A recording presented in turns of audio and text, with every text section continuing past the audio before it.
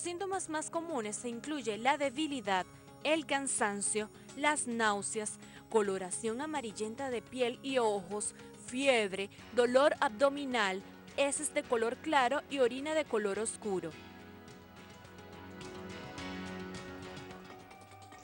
Doctora, ¿algo más que agregar a esto de los síntomas? ¿Algún otro síntoma al que quizás pudiéramos también estar pendientes? Sí, correcto.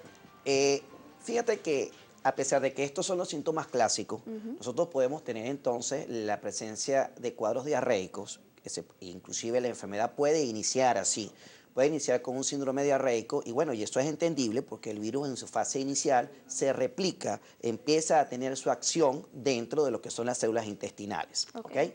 ¿Qué es lo típico?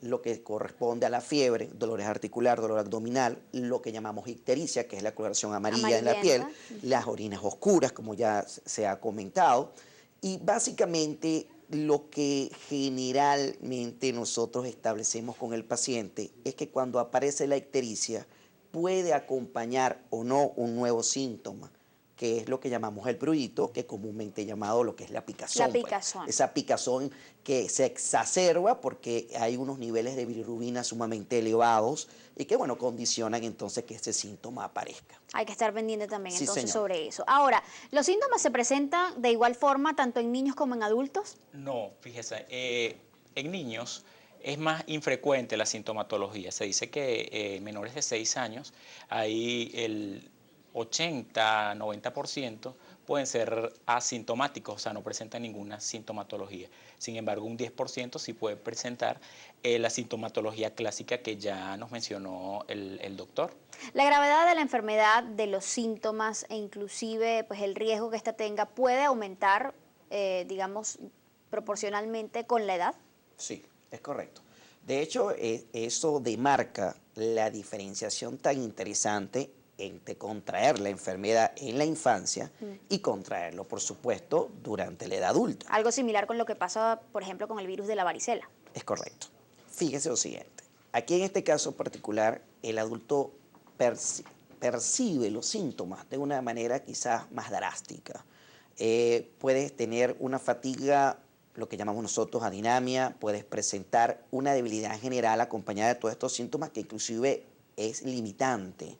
Esto en otros sitios se establece como una causa de ausencia laboral significativa y por lo tanto repercute en los costos operativos en todo aspecto. ¿Por qué? Por lo general, ¿cuánto tiempo de reposo debe tener un paciente que contraiga hepatitis A? Fíjate, eso es una respuesta algo difícil de responder. Depende del caso. Y eso exactamente, eso va a depender de cada individuo. Cada uno de nosotros tiene una respuesta inmunológica que es capaz de aclarar el virus en un tiempo corto o largo. ¿Qué sucede? Quizá una de las cosas más interesantes es ubicarnos en que el individuo puede estar asintomático, pero estar amarillo. Puede tener fiebre, puede estar con 15 días en la cama y posteriormente a la tercera semana o al día 21 puede sentirse en excelentes condiciones. Y es cierto que este tipo de sintomatología se confunde con frecuencia con otra patología hepática como el hígado graso. Estos síntomas no, el hígado graso quizás no sea... ¿Cursan con síntomas parecidos? Fíjate, el hígado graso quizás no sería el ejemplo más típico para compararlo, a menos que estuviéramos sobreañadido a ese hígado graso alguna otra complicación. ¿Con qué otra, digamos, patología pudiera entonces confundirse la hepatitis A? Sí, hay algo muy interesante, que aunque no es tan frecuente en Venezuela, es un diagnóstico diferencial. Este patrón tú puedes observarlo particularmente con el virus de hepatitis E. Okay. A veces estudiamos un paciente, lo etiquetamos con virus hepatitis A y resulta que este virus no era A, sino era E. Entonces es un diagnóstico diferencial. Que tiene además casi el mismo mecanismo de transmisión. Es correcto. A través de alimentos, aguas contaminadas con heces de personas que tengan el virus de hepatitis E o A. Es correcto. La otra cosa son las hepatopatías agudas, que incluyen el virus de hepatitis B y el virus de hepatitis C, que en una primera instancia pueden presentarse con un patrón colestásico, es decir, con la presencia de ictericia. Ahora, doctor Olivero, una vez que una persona contrae hepatitis A, ¿se inmuniza de por vida contra el virus? Hay una inmunización ya cuando contrae realmente el virus como tal. Es decir, no es posible que pasen 5 años y repita con No. hepatitis A. No. Es muy poco probable o improbable que esto repita si realmente se confirmó el diagnóstico por estudio serológico de que era una hepatitis A Muy y no de otro tipo. brevemente, doctor, digamos en pocos segundos y con palabras muy claras, ¿cuál es el ciclo del virus en el organismo? Desde el día 0 en que contraímos el virus hasta que el virus ya deja nuestro cuerpo. Puede pasar, incluso el periodo de incubación del virus como tal va desde los 15 días hasta incluso 30 días. El periodo de transmisibilidad son 2 semanas posterior a adquirir los síntomas, y en nuestro cuerpo ya a las 3 semanas, ya pues digamos que nuestro organismo ya ha atacado el virus, ya se han creado anticuerpos y digamos que ya se ha resuelto el problema, está tratada como tal. En palabras un poquito quizás más claras, usted hoy se contagió, obviamente nunca se dio cuenta en el momento en el que ocurrió, pero tiene entre 15 y 30 días para desarrollar los síntomas. Exactamente. Ok, toda vez que los síntomas comienzan a aparecer, en esas próximas 2 semanas es cuando el virus es potencialmente transmisible, es decir, que podemos infectar a otros. Exactamente. Y luego de esas 2 semanas... Posterior de las 2 semanas de haber iniciado los síntomas, ya el virus deja de estar en nuestro organismo, ya producimos anticuerpos contra él y queda la infección, pues digamos que tratada en la mayoría de los casos. ¿Por qué si se cree que este virus, debido a sus características, estamos hablando de que se contagia principalmente por el contacto de alimentos contaminados,